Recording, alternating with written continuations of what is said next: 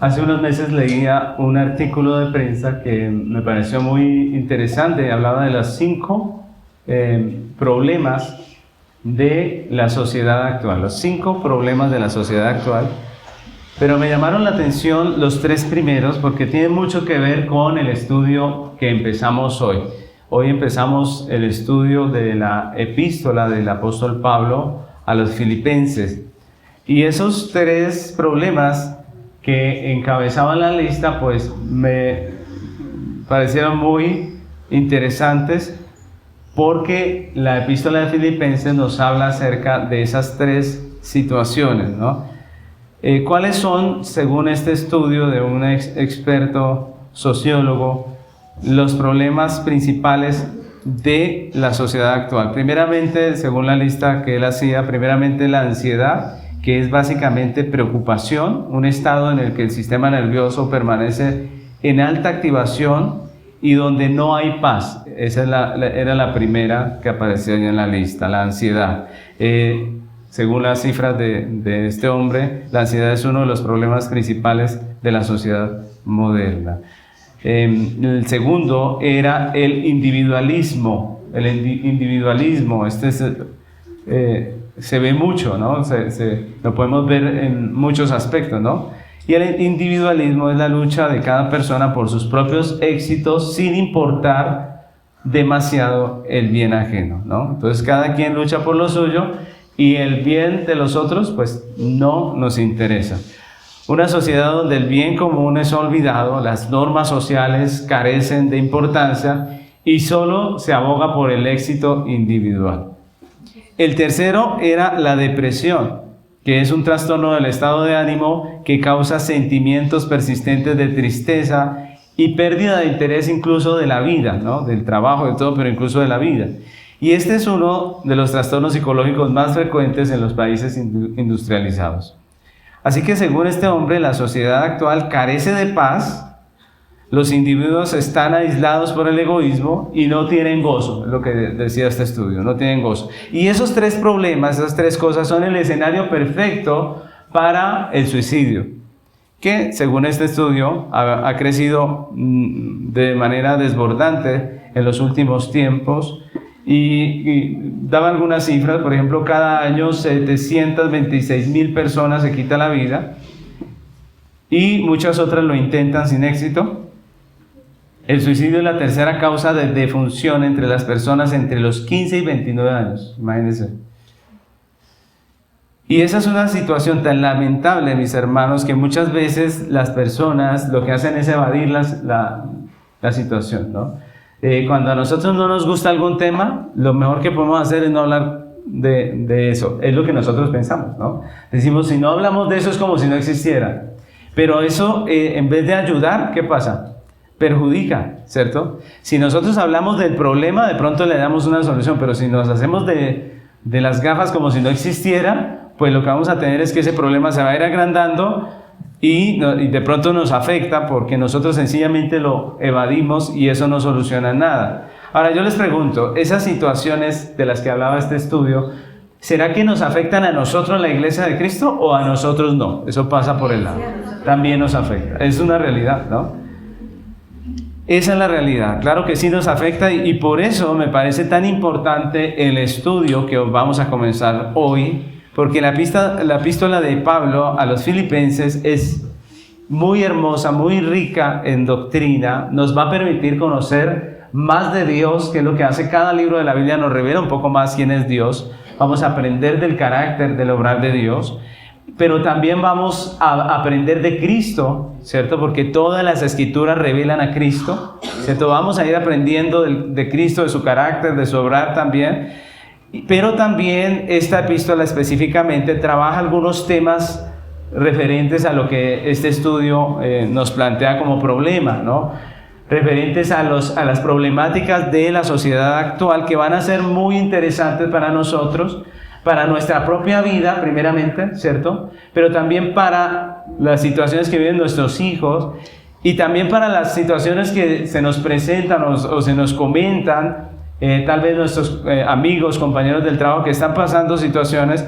Y esta carta nos habla acerca de estos temas y nos da prácticamente la manera en que el hombre puede vivir en plenitud. Entonces, por eso es muy importante esta carta. Hoy comenzamos este estudio de la serie expositiva de la epístola del apóstol Pablo a los Filipenses y tiene también un lema. Vamos a estudiar este libro, esta carta con un lema. ¿Cuál es el lema? Siguiendo las huellas de Cristo. Siguiendo las huellas de Cristo.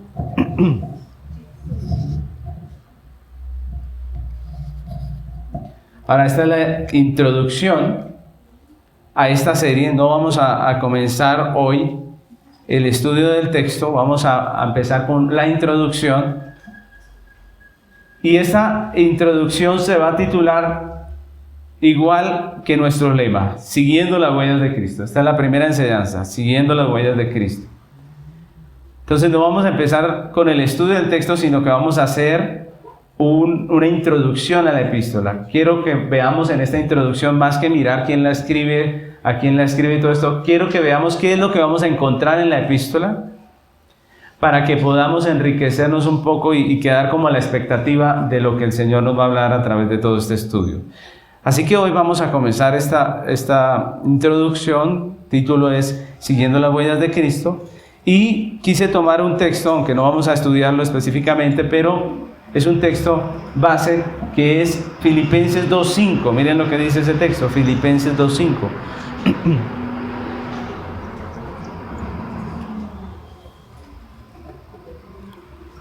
Dice Filipenses 2.5: haya pues en vosotros este sentir que hubo también en Cristo Jesús.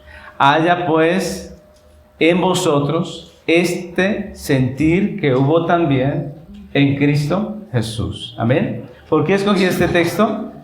Porque la epístola es eso, es un llamado del apóstol Pablo a seguir el ejemplo de Cristo, a seguir sus huellas, a seguir sus pasos, ¿cierto? Como cuando uno no sabe dónde pisar, pero el guía que va adelante va dejando la huella y uno va siguiendo sus pasos. De la misma manera, el apóstol Pablo dice que nosotros debemos tener el mismo sentir que tuvo Cristo y hacer como hizo Cristo, y ese va a ser un elemento muy central en la carta. Así que la pregunta en esta introducción, lo que vamos a resolver en esta introducción es: ¿qué vamos a encontrar en el estudio de la epístola de Pablo a los Filipenses? ¿Qué vamos a encontrar? Y vamos a trabajar 3 punticos de lo que vamos a encontrar aquí. 3 puntos sencillos acerca de lo que vamos a encontrar en esta carta de Pablo a Filipenses. Lo primero que vamos a encontrar en esta carta es lo que Dios quiere, lo que Dios quiere. Entonces, en el texto vamos a encontrar lo que Dios quiere para nosotros, su iglesia. Esta carta nos habla de 3 cosas que Dios quiere para su pueblo en esta tierra y que van a ser ejes temáticos de esta carta. ¿Cuáles son esas 3 cosas que Dios quiere? Pues la primera de ellas es la paz. Dios quiere que la iglesia, en medio de este mundo en caos, porque el mundo está en caos por causa del pecado, ¿sí o no? ¿Qué dicen ustedes? ¿Cierto que sí? ¿O todo esto es pura paz? No, nosotros nada más, usted prende el televisor a la hora del noticiero y la mayoría de las noticias son alarmantes, son tristes, ¿cierto? Porque a causa del pecado el mundo vive en caos. Entonces, en medio de este mundo en caos, Dios quiere que su pueblo tenga ¿qué? Paz. Es lo primero que encontramos ahí que Dios quiere para la iglesia. Dios quiere que la iglesia tenga paz en medio del caos de este mundo, de la turbación de este mundo. Su pueblo pueda disfrutar de paz. Desde los primeros versículos, en su saludo introductorio, el apóstol Pablo lo que desea para la iglesia es gracia y ¿qué? Paz. Y paz. Gracia y paz. Ese es el saludo del apóstol. También vemos que el apóstol habla de la paz de Dios como una bendición para su iglesia que sobrepasa todo entendimiento, ¿cierto? Que sobrepasa todo entendimiento. ¿Qué quiere decir eso? Que está por encima de lo que nosotros podemos comprender de paz. Generalmente nosotros asociamos la paz con ausencia de problemas, ¿cierto? ¿Cuándo usted puede tener paz? Cuando no tiene problemas, usted tiene la economía solucionada, no tiene de pronto problemas de salud, su familia está bien, pues usted está tranquilo, usted dice, tengo paz, ¿cierto? Pero la paz de Dios sobrepasa todo entendimiento. La paz que vemos en la Biblia, que Dios da, sobrepasa todo entendimiento. Por ejemplo, la Biblia dice que Pedro iba a ser ejecutado al otro día, pero estaba en la cárcel y él podía dormir. Yo no sé si usted supiera que el otro día lo van a ejecutar, sí podría dormir, pero dice que el ángel bregó para despertar a Pedro. Pedro estaba totalmente tranquilo, durmiendo tranquilo, y pues el ángel lo despierta, lo saca y no murió. Pero esa es la paz que sobrepasa todo entendimiento, porque no lo entendemos. ¿Cómo Pedro puede estar durmiendo en una situación de esas, cierto? ¿Cómo puede tener el Señor Jesús calma y estar descansando en el barco cuando había una gran tormenta? ¿Cierto? ¿Cómo será de cómodo dormir en un barco cuando hay una tormenta, el agua se está metiendo por todo lado? Los apóstoles bregaban a sacar con lo que pudieran el agua de la barca, y Jesús estaba allí también descansando. Y uno dice, ¿cómo puede descansar Jesús en un momento así? Es la paz que sobrepasa todo entendimiento. Entonces, Pablo habla de esta paz también, de la paz de Dios que sobrepasa todo el entendimiento. No podemos comprenderla. Y otra cosa que es importante en la epístola es que Dios es llamado en la epístola el Dios de paz. Así se conoce a Dios en esta epístola. ¿Cómo? El Dios de paz. Filipenses 4:9 dice, lo que aprendisteis, recibisteis y oísteis y visteis en mí, esto haced, y el Dios de paz estará con vosotros. ¿Y el Dios de qué? De paz. Así es conocido. Ahora, recordemos que el nombre de Dios tiene que ver con el carácter de Dios. Tiene que ver con lo que Él es, con la persona que Él es, ¿cierto? Así que cuando nos presentan aquí a Dios, la característica principal que resalta Pablo de Dios en esta epístola es que Él es el Dios de paz, el Dios de paz. Así que lo primero que Dios quiere para nosotros es paz, para la iglesia, para nosotros.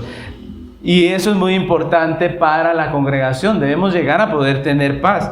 Otra cosa que Dios quiere, en este primer punto, es unidad. Dios quiere para su iglesia que vivamos unidos. Dios quiere para su iglesia, en medio de este mundo que está dividido por conflictos, por pleitos, por egoísmo, por avaricia, por codicia, por todas esas cosas, pues Dios quiere que nosotros como iglesia tengamos unidad, que nosotros podamos vivir como uno solo, es lo que la Biblia dice. Esa fue la oración del Señor Jesús por la iglesia antes de morir, en lo que nosotros llamamos la oración sacerdotal, que está en Juan 17. Ustedes recuerdan ese texto, cuando Jesús ora por la iglesia. Él no dice, Señor, que tengan un local propio para que no tengan que pagar arriendo. ¿Sí dice el Señor así? No. Él dice, ¿qué dice? Mire, Juan 17, 20. Vamos a leerlo. Juan 17, 20 y 21.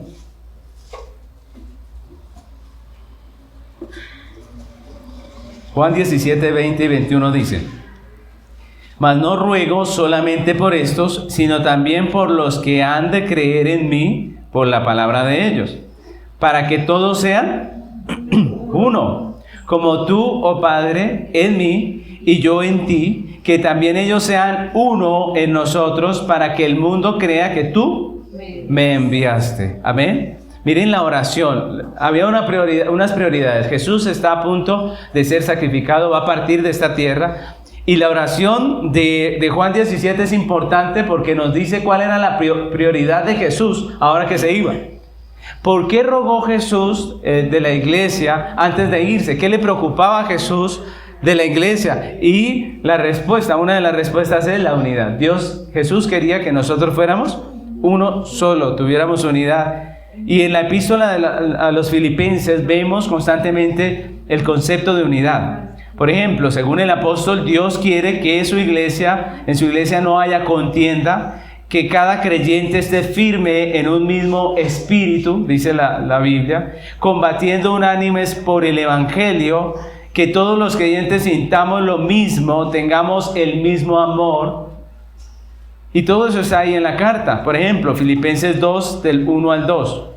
Filipenses 2 del 1 al 2 dice, por tanto, si hay alguna consolación en Cristo, si algún consuelo de amor, si alguna comunión del Espíritu, si algún afecto entrañable, si alguna misericordia, completad mi gozo sintiendo lo mismo, teniendo el mismo amor, unánime, sintiendo una misma cosa.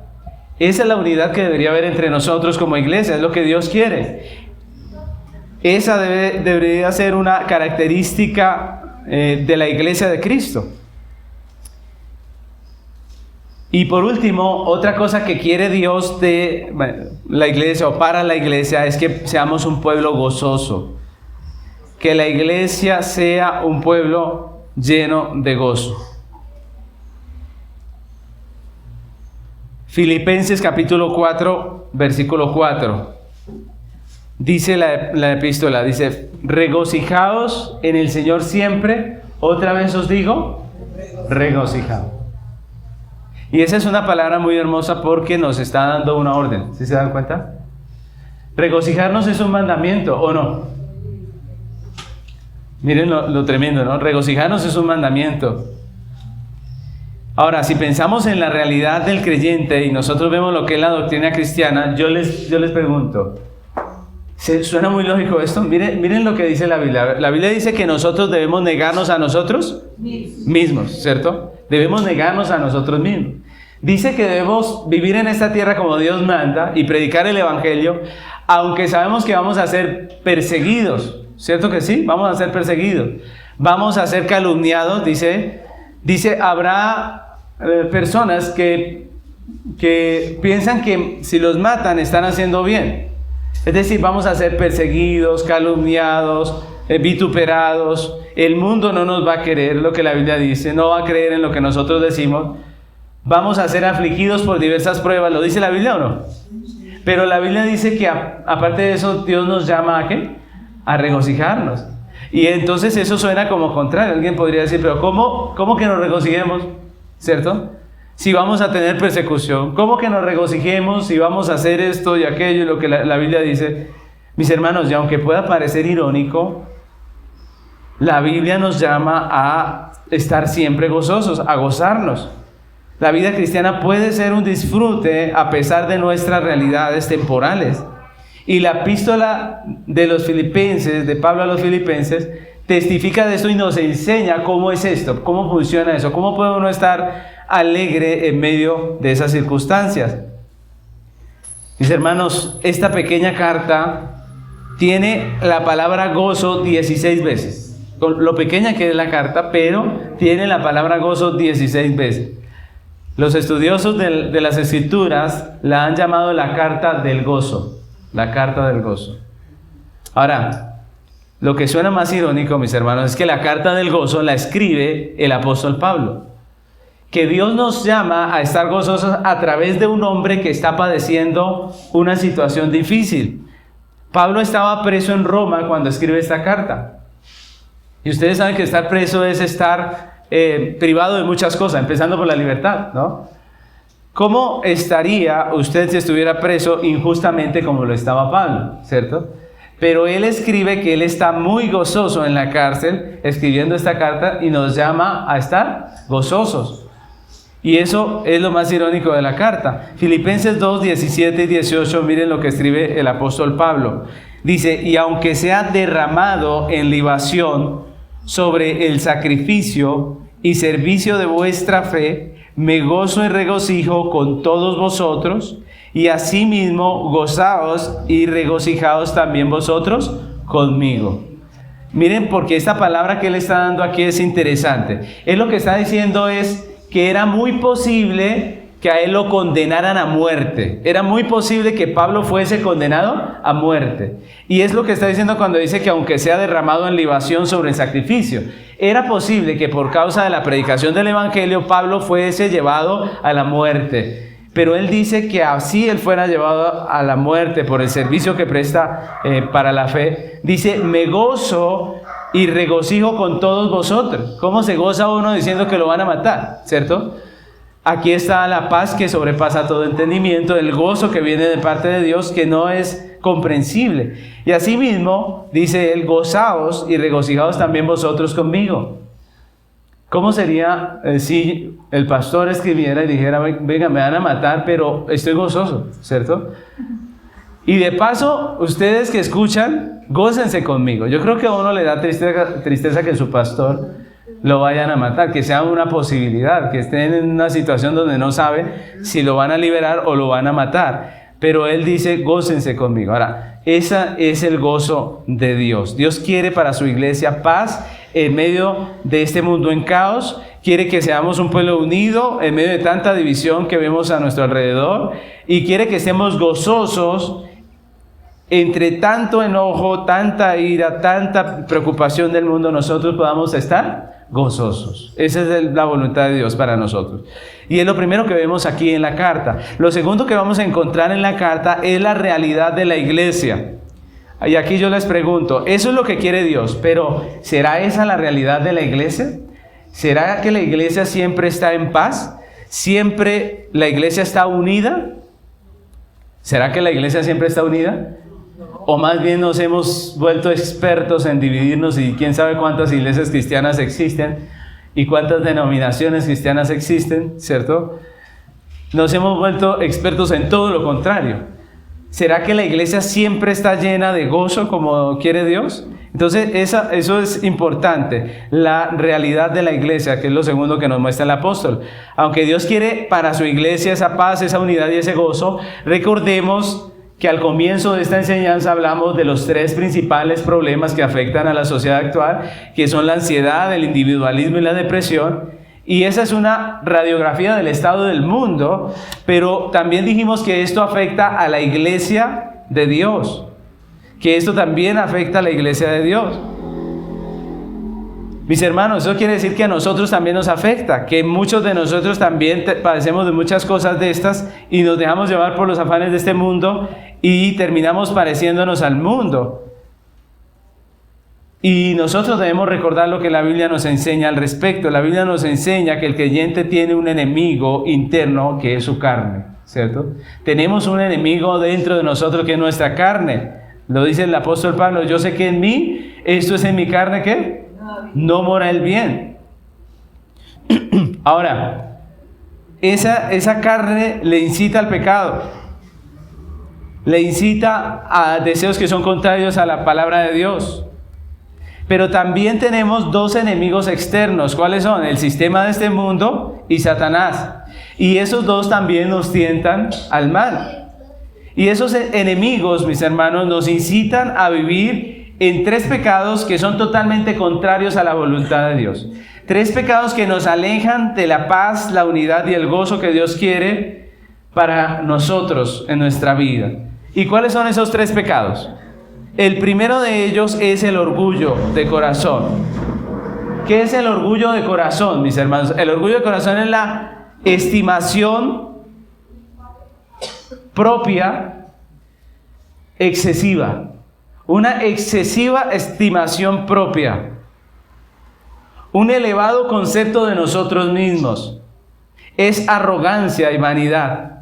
Y la Biblia enseña claramente que Dios aborrece el orgullo, la altivez, la soberbia. Eso dice el libro de Proverbios.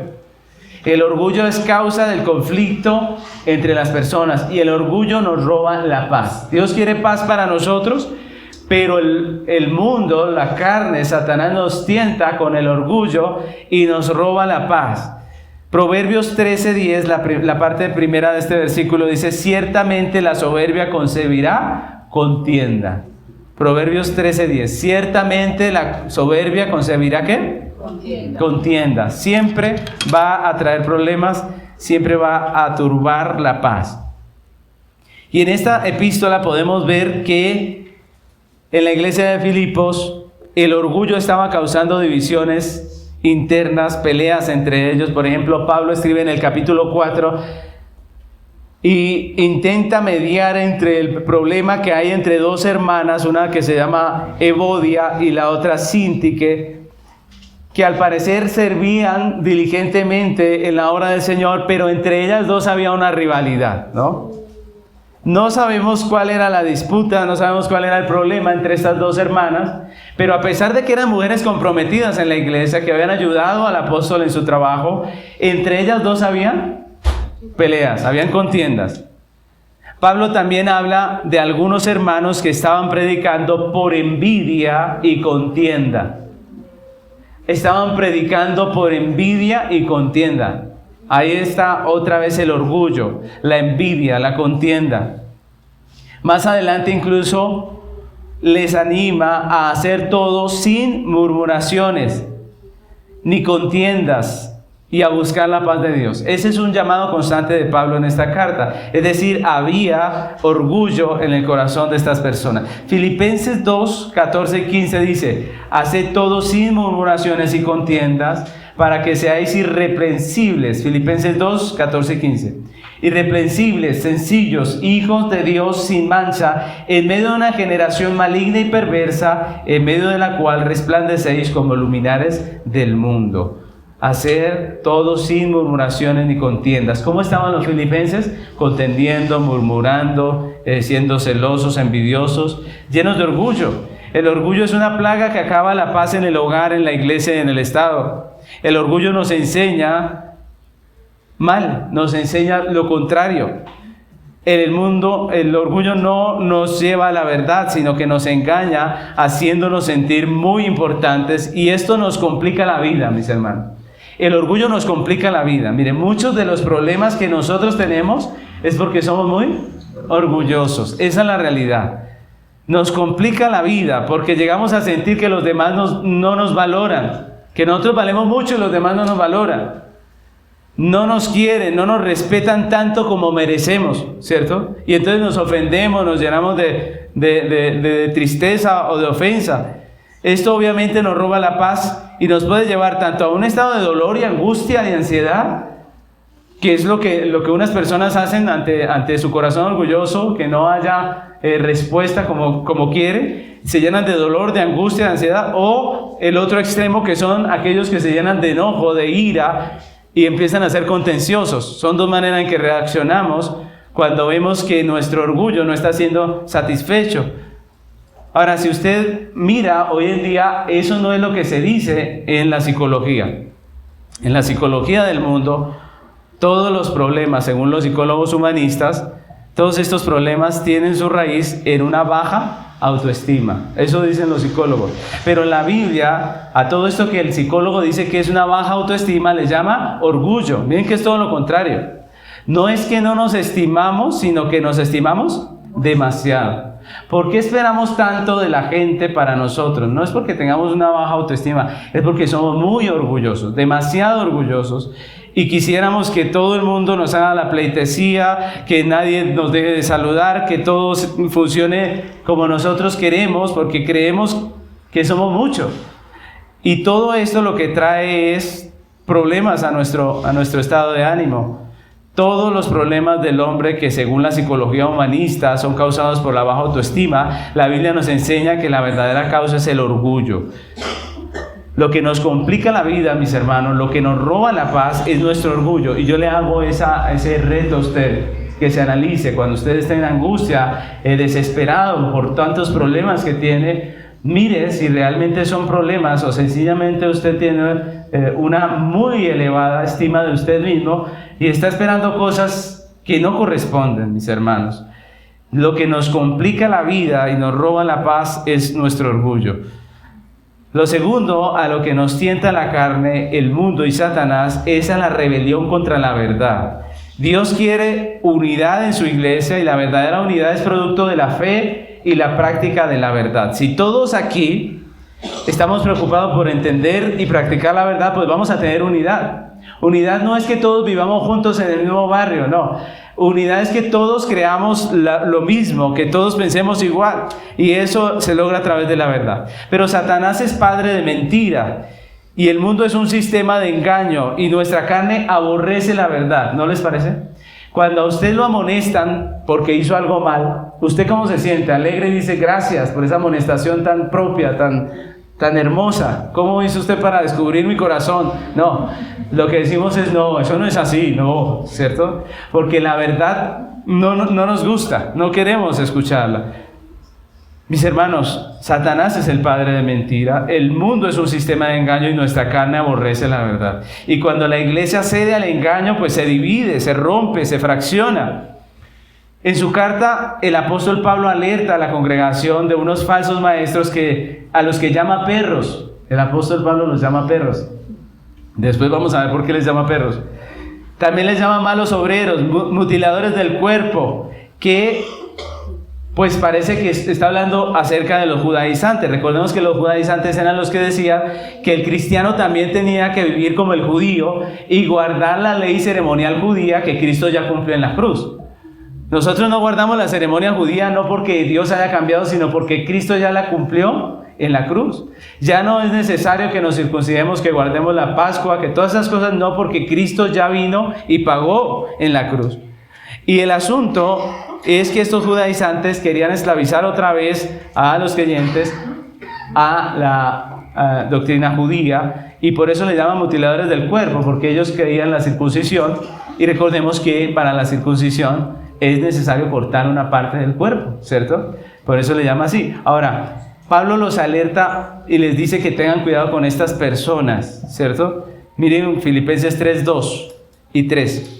Dice, guardaos de los perros, guardaos de los malos obreros, guardaos de los mutiladores del cuerpo, porque nosotros somos la circuncisión, los que en espíritu servimos a Dios y nos gloriamos en Cristo Jesús, no teniendo confianza en la carne. Y también llama a algunos enemigos de la cruz de Cristo. Ese es otro grupo de personas que son enemigos de la cruz de Cristo y que solo piensan en lo terrenal. Entonces la falsa doctrina nos separa, mis hermanos. La falsa doctrina nos aparta de la verdad de Dios y causa divisiones entre los creyentes. Y lo tercero, a lo que nos tienta la carne, el mundo y Satanás, es al egoísmo, que es un pecado totalmente antagónico a la fe cristiana. Si ustedes se dan cuenta, el egoísmo es totalmente contrario. El egoísmo es todo lo contrario al amor. ¿Y la ley se resume en qué? ¿En qué se resume la ley? ¿Recuerdan? En el amor a Dios y al prójimo. Todos los mandamientos, dijo el Señor Jesús, se resumen en el amor. Si nosotros somos egoístas, que es lo contrario al amor, pues estamos viviendo totalmente contrario a lo que la Biblia enseña, a lo que la ley enseña. Mis hermanos, mientras el amor en acción produce armonía y llena el corazón del hombre de gozo, el egoísmo trunca esa armonía y nos pone a competir unos contra los otros y llena el corazón de amargura y envidia. Cuando estamos compitiendo es porque no hemos entendido cómo es la cosa, porque aquí no estamos en una competencia. Al revés, aquí todos estamos unidos en un solo cuerpo. Y en esta carta el apóstol amonesta a la iglesia a dejar el egoísmo, haciéndole ver sus consecuencias. Por ejemplo, miren Filipenses 2:19. Filipenses 2:19 al 21. Miren lo que le dice Pablo a estas personas. Dice, espero en el Señor Jesús enviaros pronto a Timoteo para que yo también esté de buen ánimo al saber de vuestro estado.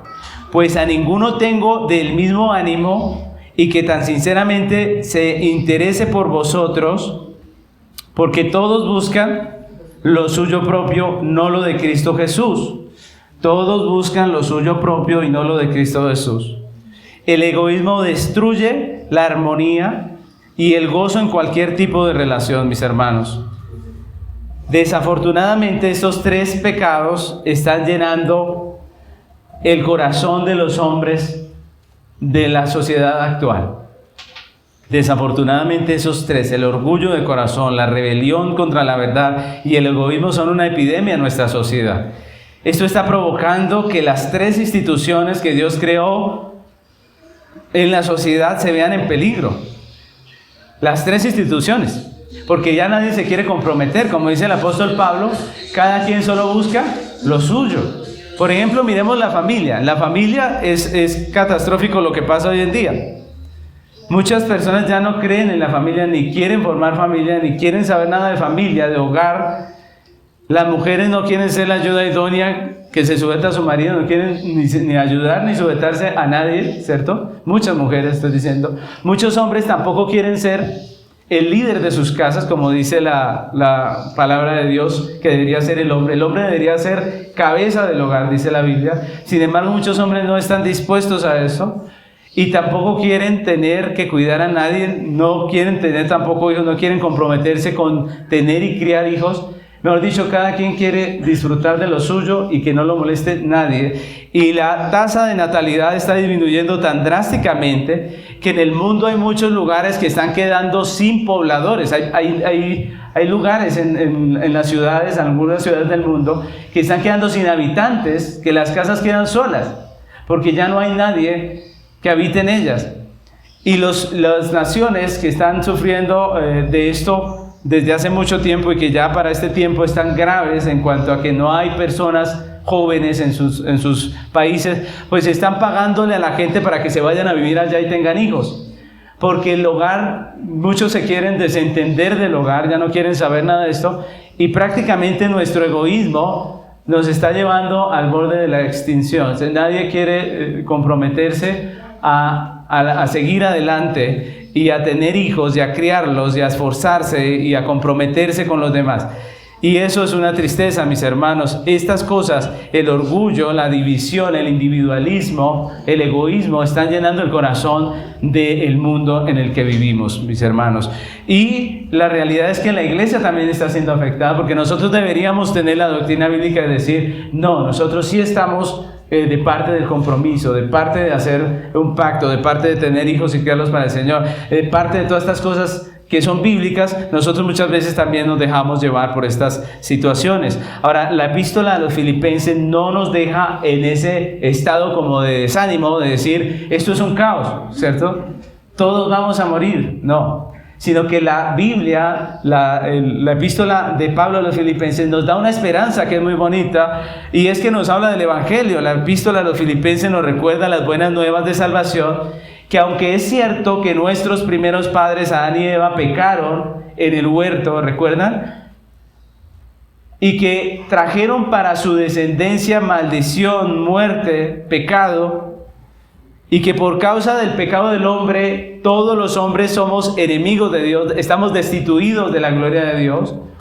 A pesar de que eso es cierto, la epístola también nos recuerda que es cierta la obra que hizo Cristo en la cruz. ¿Cuál fue la obra de Cristo en la cruz? Que Él vino a morir por nuestros pecados. El apóstol Pablo, hablando precisamente de la obra de Cristo en la cruz, en Filipenses capítulo 2, versículo 6. Filipenses capítulo 2, versículo 6, vamos a ver ese texto.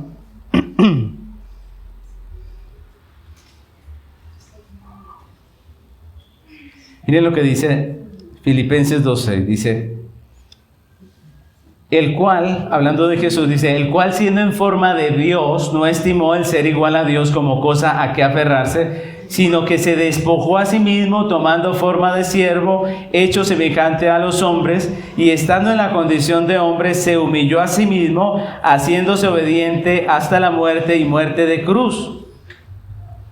Mis hermanos, con la muerte de Jesús, con el sacrificio de Cristo en la cruz, Él pagó por nuestros pecados. Es lo que dice la Biblia, es lo que Filipenses nos recuerda.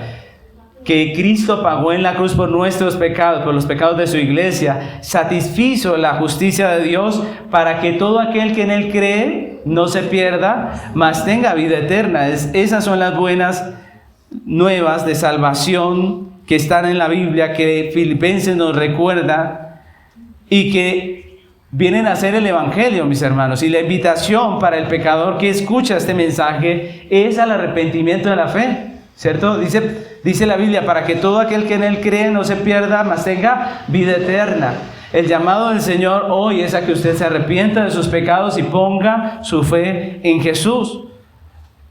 No hay salvación sino solamente en Cristo. La Biblia dice, y en ningún otro hay salvación. No es en sus buenas obras, porque todos nosotros somos pecadores. Es en Cristo. Solo Cristo es el camino al Padre. Pero el Evangelio no solo nos habla de las buenas nuevas que nos dan la salvación eterna. El Evangelio no solamente nos libra de la condenación eterna, sino que el Evangelio también nos libra de nuestros pecados, mis hermanos. Y por eso son buenas nuevas para nosotros también. Es por el Evangelio que el hombre puede ser libre del orgullo de su corazón, de la rebelión contra la verdad y del egoísmo. Solo por el Evangelio el hombre puede ser libre de estas cosas. Los que están en Cristo han sido hechos libres del pecado.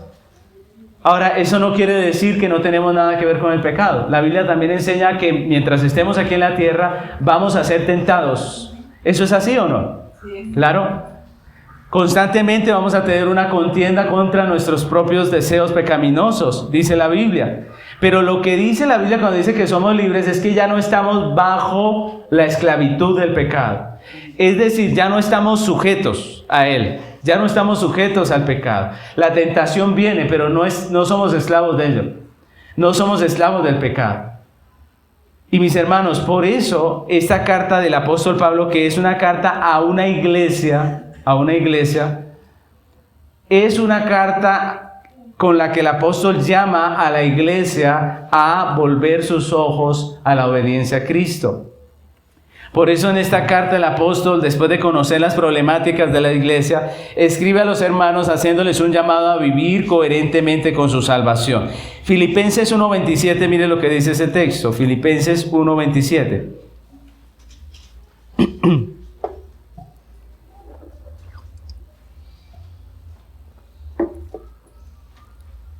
Dice, solamente que os comportéis como es digno del Evangelio de Cristo, para que, o sea que vaya a veros, o que esté ausente, oiga de vosotros que estáis firmes en un mismo espíritu, combatiendo unánimes por la fe del Evangelio.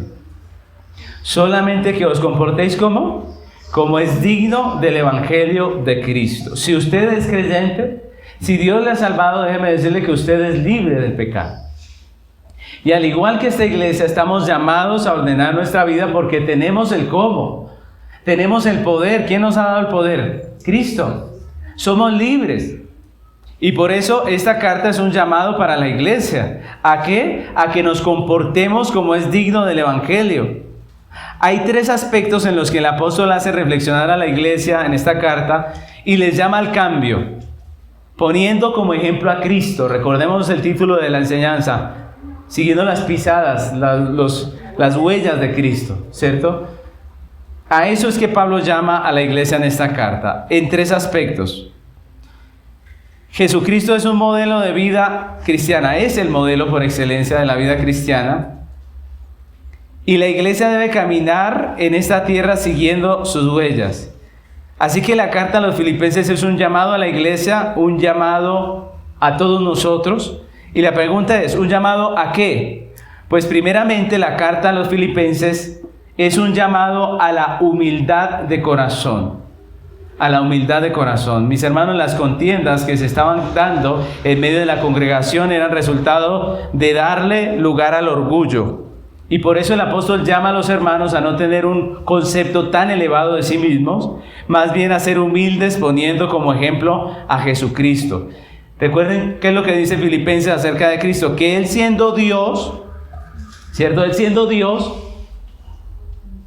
se humilló haciéndose hombre, haciéndose obediente a la voluntad del Padre y tomando forma de hombre, murió en la cruz, dice Pablo en Filipenses. Y yo le digo, si Cristo se humilló a sí mismo de esa manera, ¿será mucha cosa si usted se humilla?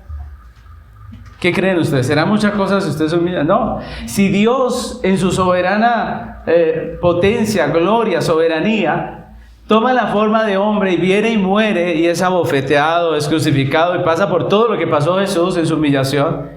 Si Él hizo eso por nosotros los pecadores, ¿será mucha cosa si nosotros vivimos en humildad con nuestros hermanos? Eso es lo que Pablo nos hace pensar. Cristo es el modelo. Si Cristo se humilló, yo también debo humillarme. Los creyentes son llamados a tener la misma actitud de servicio y sacrificio que Jesús mostró, colocándolo a los demás por encima de sí mismos. Y eso es lo que trae verdadera paz, no solamente a la iglesia, sino a los hogares. A veces los problemas en el hogar es un asunto de orgullo. Pero cuando nosotros podemos bajar nuestra cabeza y decir, somos también pecadores, no somos la gran cosa, más bien somos pecadores rescatados por la gracia de Dios, y podemos ver a nuestros hermanos igual, pues entonces nosotros podemos tener paz. Filipenses capítulo 2, versículo 1 al 3 dice así: por tanto, si hay alguna consolación en Cristo, si algún consuelo de amor, si alguna comunión del Espíritu, si algún afecto entrañable, si alguna misericordia, completad mi gozo sintiendo lo mismo, teniendo el mismo amor, unánimes, siendo una misma cosa. Nada hagáis por contienda o vanagloria, antes bien con humildad, estimando cada uno a los demás como superiores a él mismo. Pregunta, ¿nosotros pensamos así? ¿Nos gusta pensar en los demás como superiores a nosotros? ¿O nos gusta pensar en los demás como nosotros somos superiores a ellos? ¿Cierto? El que se cree superior quiere que los demás le sirvan, le atiendan, le hagan, ¿sí? Que los demás se muevan. No sé por qué la gente es tan floja, que no viven despiertos alrededor de mí buscando a ver qué quiero, qué deseo, qué necesito, ¿cierto? Y entonces le hablan hacia el esposo o a la esposa, ¿cierto? Como, ¿qué hubo? ¿Cierto? ¿Qué pasó? Pero Cristo dice que nosotros debemos considerar a los demás como superiores a nosotros mismos. Si así viviéramos todos, pues no tendríamos tantos conflictos, ¿no creen? Mis hermanos, y cuando aprendemos humildad, nos pasa lo que pasó con Cristo. Dice, cuando Filipenses habla de la humillación de Cristo, dice que cuando Él se humilló, ¿qué pasó con Dios Padre? Dice que Dios Padre lo exaltó.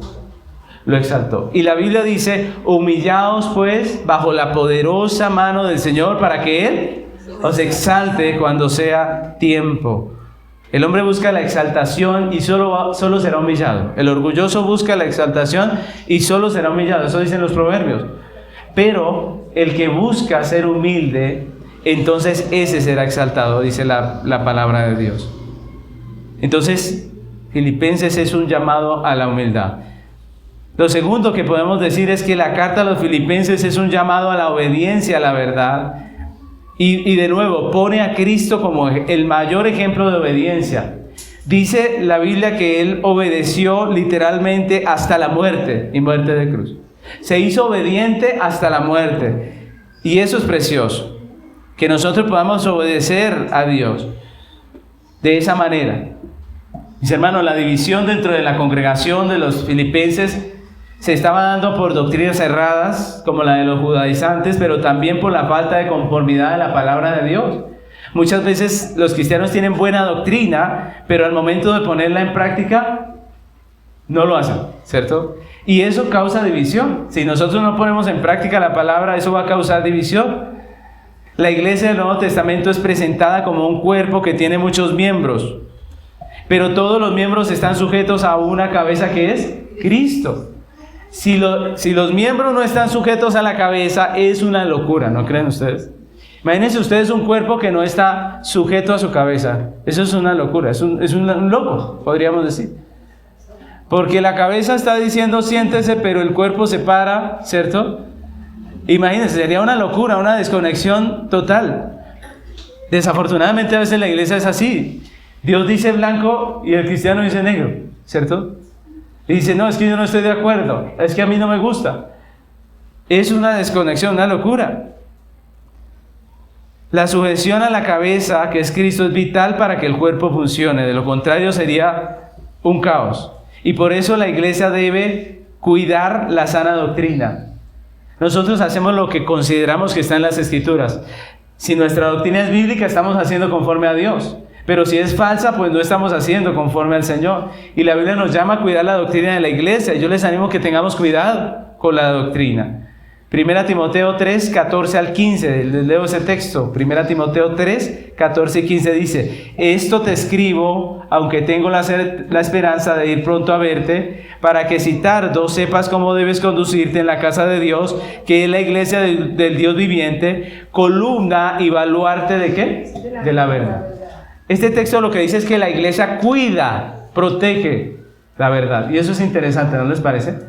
Nosotros protegemos la sana doctrina. Lo que estamos haciendo ahorita al estudiar el documento histórico que vamos a estudiar en nuestra escuela dominical estamos cuidando la sana doctrina, la misma que predicó Pablo, la que predicaron los apóstoles, la que predicaron los padres de la iglesia, la que predicaron los reformadores, la que predicó todos estos reformadores como Martín Lutero, Juan Calvino, la iglesia de la Asamblea de Westminster, todos ellos, pues nosotros estamos cuidando esa doctrina cuando estudiamos estos libros históricos. Mis hermanos, la iglesia está llamada a cuidar la verdad. No prestemos oído a las falsas doctrinas, así como cuidamos nuestra salud no comiendo cualquier cosa, ¿cierto? Nosotros miramos cuando nos ofrecen algo, nosotros miramos que esté bueno, porque si huele feo eso que nos están dando, pues seguramente vamos a decir, esto le pasó algo, ¿cierto? Seguramente si tiene fecha de vencimiento, ¿qué hacemos? Vemos la fecha de vencimiento por si al caso eso ya está pasado. Vemos el estado del recipiente para ver si ya está destapado o algo, porque no queremos comer cualquier cosa porque nos enfermamos. De la misma manera nosotros debemos tener cuidado de no dejar entrar a nuestro corazón cualquier doctrina. Nosotros debemos ser selectivos en eso y escuchar la sana doctrina de hombres de Dios, de personas que realmente pertenecen a una iglesia que tiene una confesión de fe bíblica. Por ahí andan muchos enseñando a diestra y a siniestra, invitando a las personas a que les escuchen sus enseñanzas. Tengan cuidado, no se sujetan a un pastor, no tienen un pastor, no se sujetan a nadie, no tienen un consistorio, un presbiterio, no tienen ningún cuerpo que los gobierne, simplemente andan por ahí esparciendo supuestamente sus enseñanzas, pero eso no es bueno, eso no escuchen eso, escuchen a alguien que de verdad sea un pastor, una persona que predique la palabra de Dios. Mis hermanos, somos columna y baluarte de la verdad, y Pablo amonesta a la iglesia en este sentido. Por ejemplo, en Filipenses 3, del 1 al 2, dice: por lo demás, hermanos, gozaos en el Señor. A mí no me es molesto el escribiros las mismas cosas, y para vosotros es seguro. Guardaos de los perros, guardaos de los malos obreros, guardaos de los mutiladores del cuerpo. Y aquí hay una palabra que usa 3 veces el apóstol Pablo. ¿Cuál es? Guardaos. Guardaos, es un deber nuestro, guardemos nuestro corazón, no dejemos entrar la falsa doctrina en nuestras iglesias, no dejemos entrar la falsa doctrina. Lo tercero que podemos decir es que esta carta a los filipenses es un llamado al amor, es un llamado al amor. El egoísmo está trayendo consecuencias graves. En la iglesia de los filipenses estaba trayendo contiendas, competencias, amarguras, odios. Pero el amor es el único que puede traer gozo. El amor es el único que puede traer gozo. El egoísmo nos hace rivales, pero el amor nos hace compañeros. ¿No creen? El egoísmo nos hace rivales. Si somos egoístas, yo voy a estar compitiendo por ser mejor que usted. Pero el amor nos hace compañeros. Estamos juntos en esto. Pablo llama a los hermanos al amor. A ese amor que nos hace servirnos los unos a los otros. Y esta es la clave, mis hermanos. Cuando la vida es impulsada por el amor, aceptamos con gozo los sacrificios que tengamos que hacer. Ahorita hablábamos y nos preguntábamos ¿por qué puede uno estar gozoso en medio de un momento difícil? ¿Cómo puede estar uno gozoso en la cárcel, por ejemplo? ¿Cómo pudo estar gozoso Pablo en la cárcel? ¿Cómo podemos estar gozosos en medio de la dificultad? Esa es la clave. Cuando la vida es impulsada por el amor, aceptamos con gozo los sacrificios que tengamos que hacer. Ustedes recuerden, por ejemplo, la historia de Jacob. Jacob, cuando estaba trabajando por Raquel, le dijeron, para casarse con Raquel tiene que trabajar ¿cuánto? 7 años. Y dice que él los trabajó, y 7 años son harto, ¿no creen ustedes? 7 años trabajando. Pero la Biblia dice que a él le parecieron pocos. ¿Por qué le parecieron pocos 7 años de trabajo? Porque la amaba. Mis hermanos, el secreto está en el amor. Si hay amor, si lo que impulsa mi vida es el amor, podemos aceptar con gozo los sacrificios que haya que hacer, las dificultades que tengamos que vivir. Y el ejemplo mayor de esto, el que nos pone Pablo, es a Cristo, que por amor a Dios y por salvar a su iglesia, por amor a su pueblo, a sus escogidos, Él fue a la cruz, se hizo hombre, se humilló, murió, sufrió la cruz, por amor. Ese es el mayor ejemplo que pone Pablo, pero no es el único ejemplo. Él mismo se pone como ejemplo. Pablo se pone como ejemplo al decir que él está trabajando aún en la cárcel, predicando el Evangelio, soportando las aflicciones por Cristo, por amor a Dios y a su iglesia.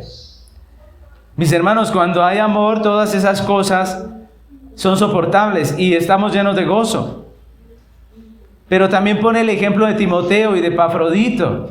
Si ustedes, más adelante cuando estudiemos acerca de Epafrodito, fue el hombre que llevó la carta y este hombre estuvo a punto de morir, porque las condiciones eran difíciles en ese tiempo, estuvo a punto de morir. ¿Por qué hizo ese sacrificio? ¿Por qué?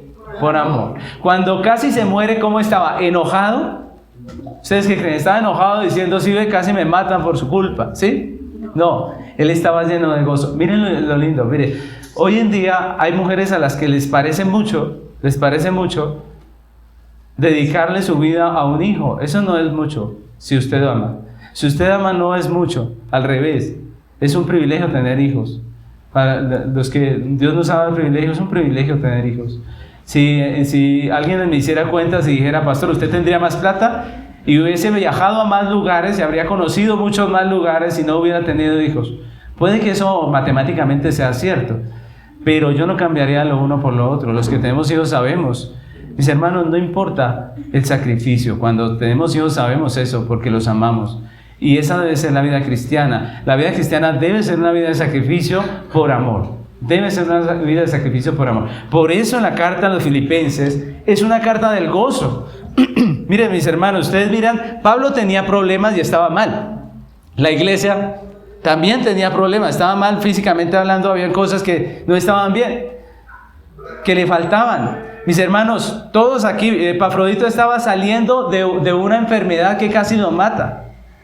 Todos tenían problemas, pero todos estaban allí llenos de gozo porque tenían ¿qué? Amor. La iglesia tenía falta de algunos bienes, pero ellos servían a Pablo en sus finanzas. ¿Por qué hacían todo esto? Por amor. Mis hermanos, si no lo impulsa el amor, para usted va a ser tedioso. Para usted no va a aguantar. Pero cuando está el amor allí, no importa el sacrificio.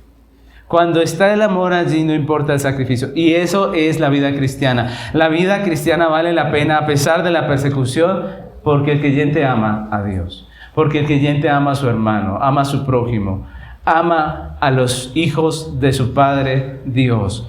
Mis hermanos, la Biblia nos llama a vivir por amor. Y esa es la clave para permanecer en un estado de gozo a pesar de las circunstancias temporales, a pesar de la enfermedad, a pesar de las situaciones familiares, a pesar muchas veces de la rebeldía, de la traición, a pesar de tantas cosas, podemos vivir con gozo si amamos. Mis hermanos, y esa es la carta a los Filipenses. ¿No les parece hermosa esta carta? Es preciosa. A medida que vayamos creciendo en el conocimiento de lo que el Señor nos quiere dar a entender aquí en esta carta, pues vamos a ir creciendo también en esas tres cosas: humildad, obediencia y amor. Esas son las huellas de Cristo que la iglesia está llamada a seguir. Si quiere tener una vida de paz, de unidad y de gozo, tiene que seguir las huellas de humildad, de obediencia y amor de Cristo. Amén. Así que yo les invito a que terminemos este tiempo de introducción a la epístola de Pablo a los Filipenses, orando a Dios. Quiera el Señor hacer que esta carta renueve nuestra manera de pensar, nuestra manera de sentir, que renueve no solo esta iglesia, sino nuestros hogares, nuestra relación con nuestros hijos, nuestra relación con nuestra pareja, que renueve nuestro compromiso con la vida, nuestra manera de pensar en muchas cosas.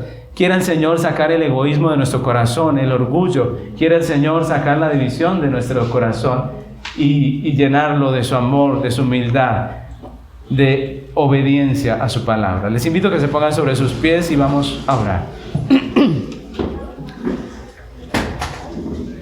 Señor amado, gracias te damos por este precioso tiempo de enseñanza.